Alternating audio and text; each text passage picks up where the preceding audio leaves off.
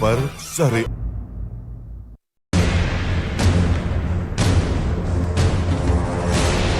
খেলা হবে আর বিজেপি খালি হবে, খেলা হবে ওর ভোট বাক্স খালি হবে।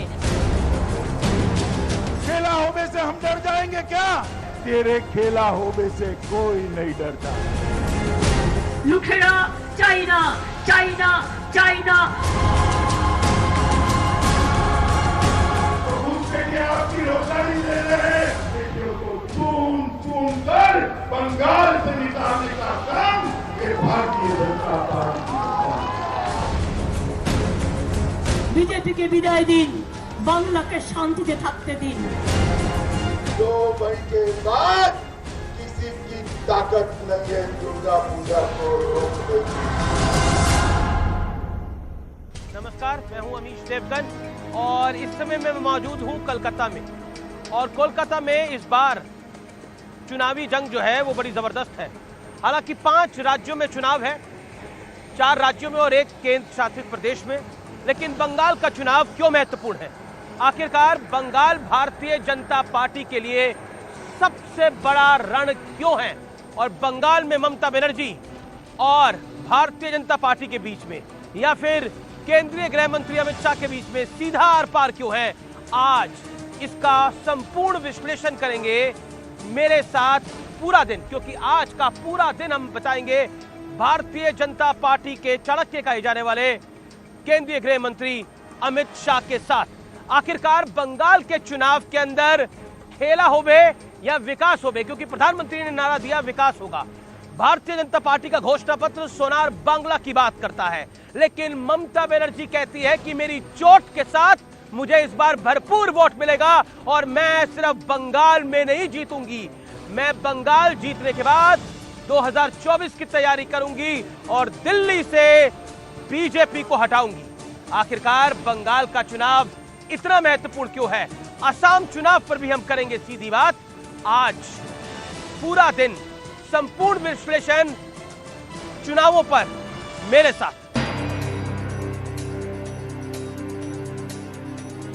आज का पूरा दिन हम बिता रहे हैं केंद्रीय गृह मंत्री अमित शाह के साथ और जानने और समझने की कोशिश करेंगे कि 5 राज्यों के चुनाव में भारतीय जनता पार्टी के लिए सबसे बड़ी प्रायोरिटी कौन सी है। बंगाल पे भी सीधी बात करेंगे और साथ ही साथ असम के बारे में भी रणनीति को समझने की कोशिश करेंगे कि अमित शाह असम के बारे में क्या सोचते हैं।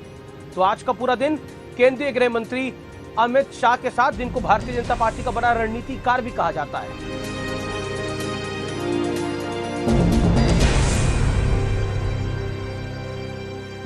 और इसी के साथ बीजेपी के सबसे बड़े रणनीतिकार अमित शाह ताबड़तोड़ रैलियां करने के लिए निकल चुके थे और साथ में थी न्यूज 18 की टीम।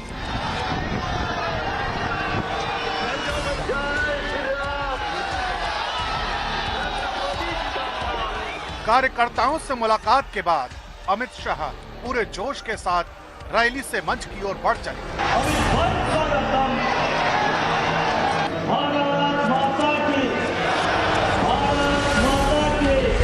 सबसे पहले तो भारतीय जनता पार्टी की ओर से आप सभी का 2 हाथ जोड़कर मैं माफी मांगना चाहता हूं कि ये चिलचिला की धूप में आपके पर मंडप हम नहीं डाल पाए।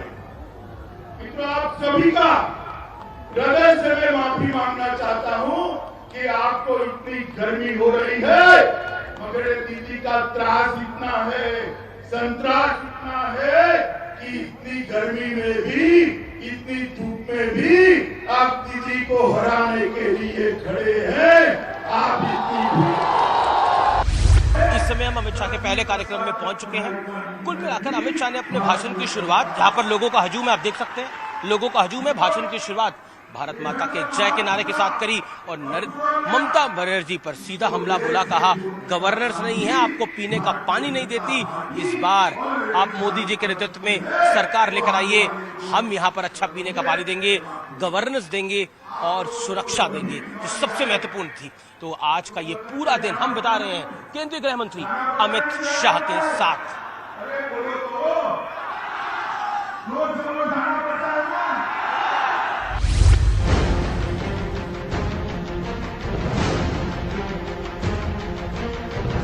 एक के बाद एक रैलियों का दौर चलता रहा और अमित शाह बिना रुके, बिना थके अपनी मंजिल तक आगे बढ़ते रहे।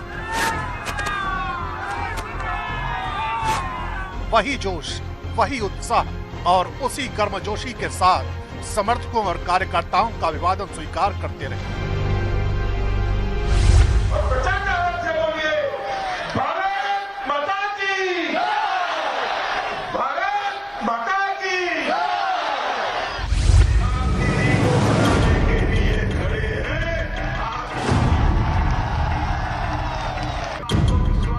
अमित शाह न सिर्फ टीएमसी पर करारा प्रहार कर रहे हैं, बल्कि जन सरोकार के मुद्दों को भी जोर शोर से उठा रहे हैं, चाहे पीने के पानी का मुद्दा हो या फिर बेटियों की शिक्षा का मुद्दा हो। मैं आपको पूछना चाहता हूं, पुरुलिया जिले में आपको यहाँ पर पीने का पानी घर के अंदर नल से मिलता है क्या? बताइए। मिलता है? मिलता है? मैंने यहाँ की जांच करी है, फ्लोराइड युक्त पानी किसी पिलाती है आपको? ये हमारे युवा जवानी में 40 साल होते होते बूढ़े हो जाते हैं, कमर टेढ़ी हो जाती, बाल बढ़ जाते हैं, क्योंकि यहाँ का पानी फ्लोराइड युक्त है। माताओं बहनों के पास से, बच्चियों के पास से फीस लेनी चाहिए क्या? शिक्षा की लेनी चाहिए? ये चीज फीस वसूल रही है। हमने तय किया है कि आदिवासी और कुर्मी माताओं बहनों की छोटी बच्ची से लेकर कॉलेज तक की सारी शिक्षा फ्री ऑफ कॉस्ट करने का काम ये भारतीय जनता पार्टी, ये जंगल महल पूरा और पुरुलिया, इसको रेल से जोड़ने का काम भी भारतीय जनता पार्टी ऑलरेडी चालू कर चुकी है। वो आने वाले 2 सालों में समाप्त हो गए। आप लोगों को कोई गंभीर बीमारी आए तो कलकत्ते जाना पड़ता है ना? कोई जाना पड़ता है, नहीं जाना पड़ता है? अरे बोलो तो, जोर से बोलो, जाना पड़ता है ना? हमने तय किया है कि यहीं पर जंगल महल के अंदर भी नया एम्स बनाकर मेरे आदिवासी और कुर्मी भाइयों को हम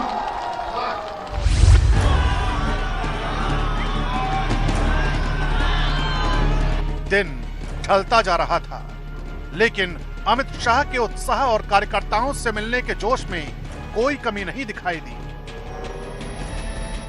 और हेलीकॉप्टर एक बार फिर उड़ चला अपनी अगली मंजिल की ओर।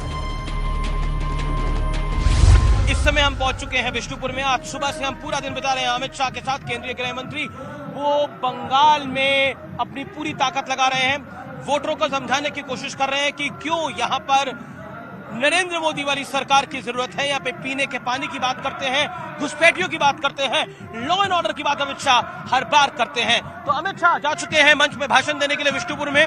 तो विष्णुपुर का मंच तैयार है और हम भी चलते हैं अमित शाह के उस मंच पर, जानने और समझने की कोशिश करते हैं वो यहाँ पर क्या कहते हैं। पब्लिक यहाँ पर बहुत उल्लास में है। जिस जगह अमित शाह पहुंचते हैं वहां पर जय श्री राम का नारा पब्लिक लगाती है। तो क्या जय श्री राम का नारा पब्लिक को कनेक्ट कर रहा है? ममता बनर्जी जिस नारे से सबसे ज्यादा चिढ़ रही थी, क्या वो पब्लिक के कनेक्ट का सबसे बड़ा नारा बन गया है? इसको भी डिकोड करने की कोशिश करेंगे। आज पूरा दिन हम बिता रहे हैं केंद्रीय गृह मंत्री अमित शाह के साथ। मोदी जी 115 स्कीम लेकर आए हैं और दीदी 115 स्कैम लेकर कौभांड लेकर आई। अब आपको तय करना है, स्कीम चाहिए या स्कैम चाहिए। अगर स्कीम चाहिए तो मोदी जी को वोट देना है, स्कैम चाहिए तो तृणमूल की निकम्मा सरकार। आप लोग मुझे एक बात बताओ कि आप कटमनी से परेशान हो या नहीं हो? जरा बोलो, कटमनी से परेशान हो या नहीं? कटमनी हटाना चाहते हो? चाहते हो तो तृणमूल कांग्रेस हटा सकती है क्या? हटा सकती है। मोदी जी के नेतृत्व में भारतीय जनता पार्टी ही कटमनी हटा सकती है मित्रों, और कोई नहीं हटा सकता। मेरा आप सबसे निवेदन है कि गठबंधन हटाना है तो भारतीय जनता पार्टी को देना। मलेरिया और डेंगू देश भर में समाप्त हो गए, मगर दीदी ऐसी है जिसको मलेरिया से दोस्ती है, डेंगू से दोस्ती है। ये बंगाल से मलेरिया और डेंगू तभी जाएगा जब दीदी जाएगी। आप हटाना चाहते हो या नहीं हटाना चाहते हो मलेरिया डेंगू को? बोलो भाई, माताएं बोले। अब मलेरिया और डेंगू हटाना है तो दीदी को भी हटाना पड़ेगा। हटाओगे क्या? भाजपा सरकार लाओगे? आप सुबह जिताओगे?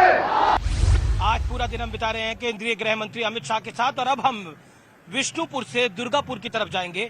गृह मंत्री अमित शाह लगातार टीएमसी पे हमला बोलते हैं, गवर्नेंस की बात करते हैं और सीधे तौर पर कहते हैं कि नरेंद्र मोदी के नेतृत्व में इधर सरकार बनाइए, आपका जीवन हम सुधारेंगे। अमित शाह उस पर फोकस करते हैं। अमित शाह ने बंगाल में काफी पहले से ही प्रचार की कमान संभाल ली थी और शायद यही वजह है कि वो पूरे आत्मविश्वास के साथ कह रहे हैं कि इस बार बंगाल में घूमकर एक बात साफ दिख रही है कि जनता ने टीएमसी को सत्ता से बाहर करने का मन बना लिया है। आखिरकार एक के बाद एक कई रैलियों को संबोधित करने के बाद अमित शाह कोलकाता लौट आए, लेकिन चेहरे पर थकान अभी भी नदारद थी। शायद अमित शाह का जुनून उन्हें बीजेपी का सबसे बड़ा रणनीतिकार बनाता है। रैलियों के बाद अब बारी थी अमित शाह के साथ हमारे साक्षात्कार की। नमस्कार, मैं हूं अमीश देवगुन। आज सुबह से हम पूरा दिन बिता रहे हैं गृह मंत्री अमित शाह के साथ। हम उनके साथ उनके कई कार्यक्रमों में गए। अमित शाह जी, सुबह से आज हम पूरा दिन आपके साथ बिता रहे हैं।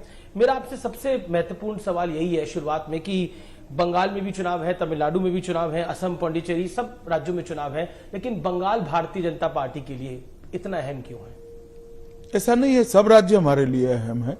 बंगाल में चूंकि सीटों की संख्या ज्यादा है तो यहाँ पर ज्यादा लोग आना पड़ता है, क्योंकि लगातार हम देख रहे हैं कि आप भी प्रचार बंगाल में कर रहे हैं, आप बाकी राज्यों में भी जा रहे हैं, लेकिन कहीं ना कहीं ऐसा लगता है कि बंगाल के अंदर, क्योंकि आपने कहा भी था पहले जब 2017 में यूपी का इलेक्शन जीत के आई थी कि भारतीय जनता पार्टी का सबसे बड़ा उद्देश्य स्वर्णिम काल तभी आएगा जब आप केरल में, बंगाल में आप लोग सरकार बनाएंगे, इस वजह से?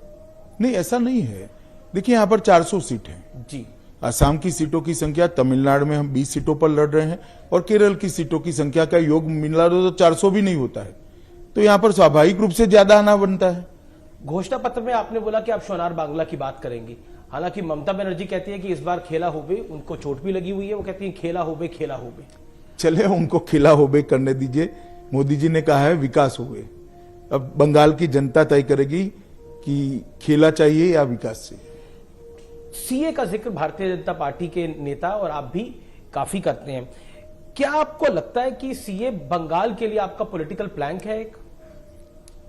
नहीं, देखिए, सैद्धांतिक रूप से जो शरणार्थी आए उनको भारत के सभी नेताओं का आजादी के वक्त से एक आश्वासन रहा जी कि आपको यहां की नागरिकता देंगे।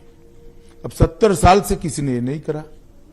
भारतीय जनता पार्टी ने 2019 के अपने चुनाव घोषणा पत्र को, सीए को हमने चुनाव घोषणा पत्र में रखा था और 20 में हम कानून लेकर आए।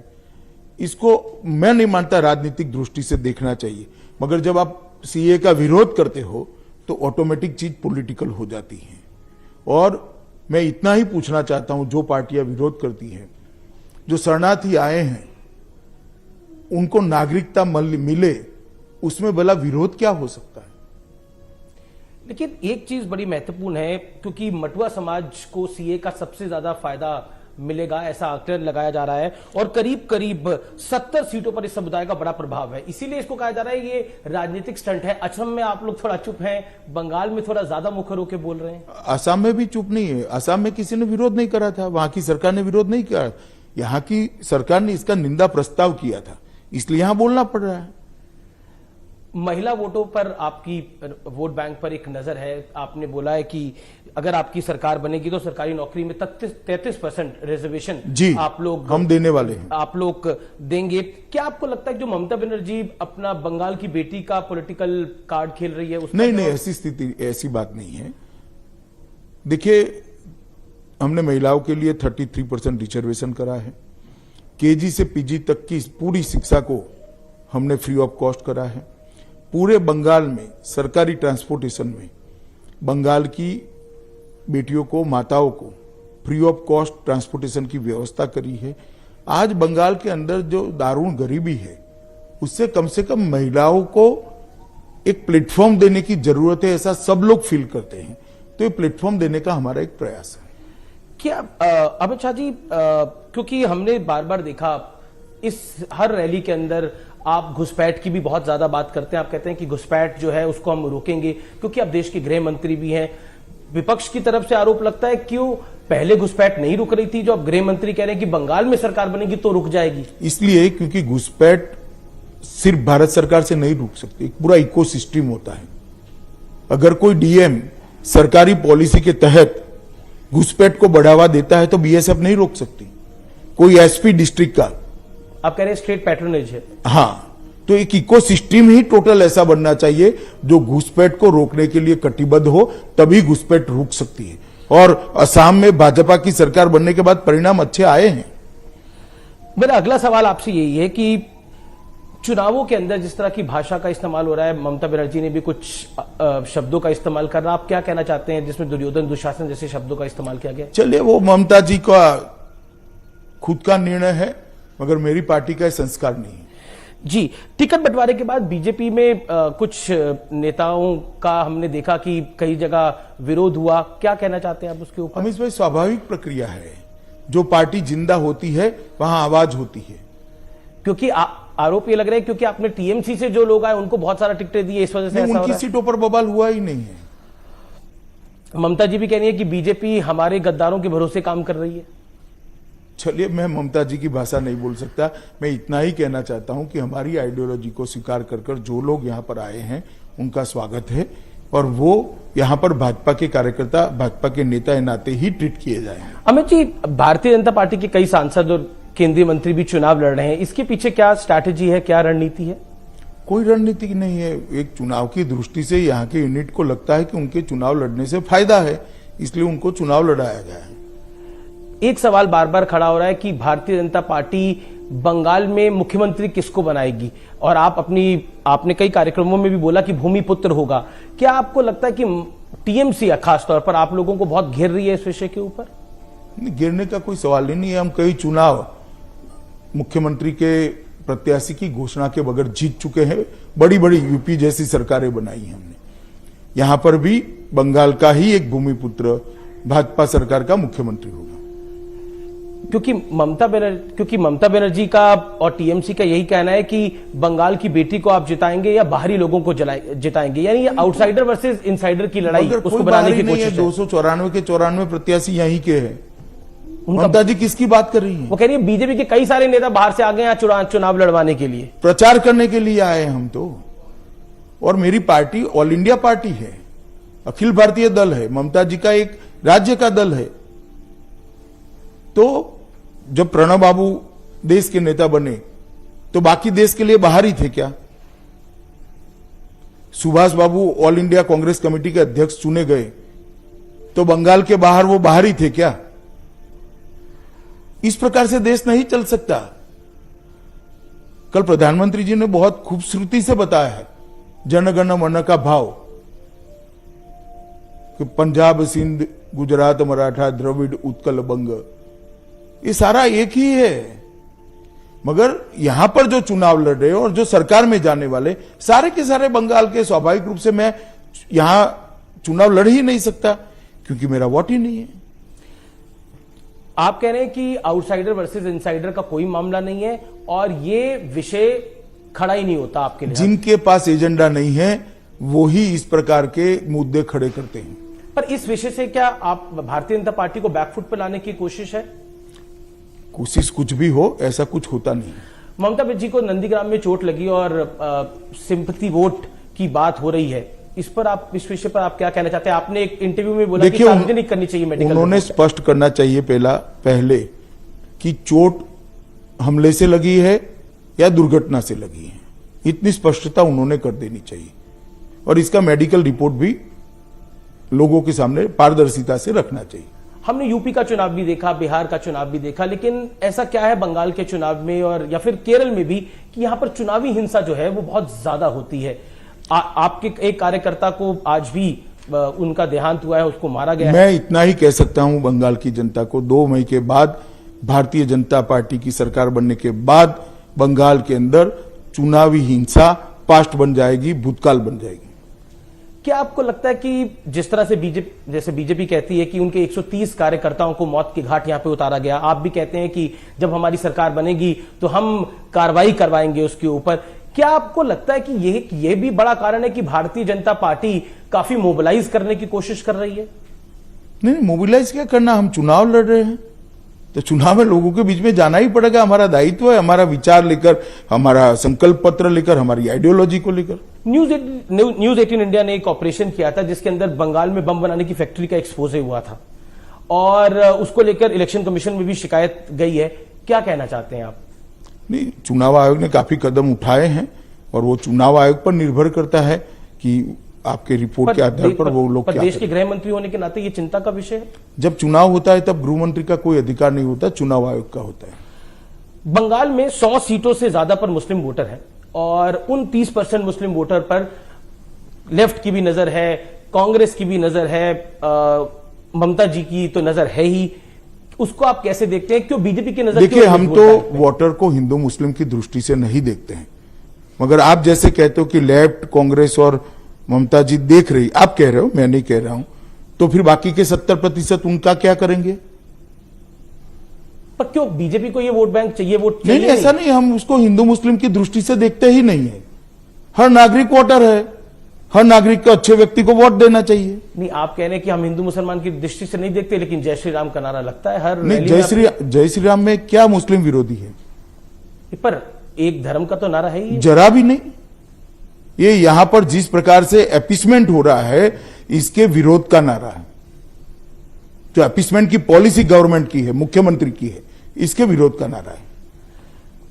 क्या आपको लगता है कि भारतीय जनता पार्टी पर जो आरोप ममता दीदी कह रही है, ममता दीदी ने बोला कि बीजेपी यहां पर सांप्रदायिक जहर फैला रही है और सांप्रदायिक जहर की वजह से, जैसे उन्होंने यूपी का हाल कर दिया है, जैसे उन्होंने प्रदेश का हाल कर दिया है, वैसे ही वो बंगाल का हाल देश का क्या हाल हुआ है? देश में डेवलपमेंट बढ़ा है, दंगे कम हुए हैं, यूपी में भी एक भी दंगा नहीं हुआ है, क्या हाल बढ़ा है? और आपके यहां क्या स्थिति है? आपने क्या हाल कर दिया है? अभी अभी आज ही तृणमूल कांग्रेस के एक नेता ने कहा कि 30% मुसलमान अगर इकट्ठा हो जाते हैं तो 3 पाकिस्तान बन जाए। कौन फैला रहा है जहर? हम फैला रहे हैं क्या? हमने क्या कहा है? वो कह रहे हैं कि हिंदू मुसलमान कर रहे हैं, मगर क्या हिंदू मुसलमान करा? हम तो बोले नहीं, पोलराइज कर रहे हैं। और ये जो 30% वाला बयान तृणमूल के नेता ने दिया है, ममता दीदी क्या करेगी उसका? आज तक तो निंदा भी नहीं करी है। कहते हैं दुर्गा पूजा तो पहले भी इधर होती थी, अब ये लोग कहते हैं दुर्गा पूजा नहीं करने देते, तो उस तरह का देखिए, दुर्गा पूजा 4 साल तक दुर्गा पूजा कोर्ट के में जाने के बाद कोर्ट की दखल से हुआ है, ये रिकॉर्ड है। आपके टीवी की टीम रिसर्च कर ले, जरा डाउनलोड करे कलकत्ता हाईकोर्ट के ऑर्डर्स को। और क्यों जाना पड़ा कोर्ट में लोगों को? आपने एक अपने कार्यक्रम में बोला था कि चुनाव आते आते तक ममता दीदी जो है वो जय श्री राम बोलेंगी, लेकिन अब चंडी पाठ, दुर्गा पाठ वो सब कर रही हैं। चलिए, अच्छा ही है, मगर बहुत देर हो गई। धन्यवाद। जी। तो ये थी आज की हमारी गृह मंत्री अमित शाह के साथ मुलाकात। आज पूरा दिन हमने गृह मंत्री अमित शाह के साथ बिताया।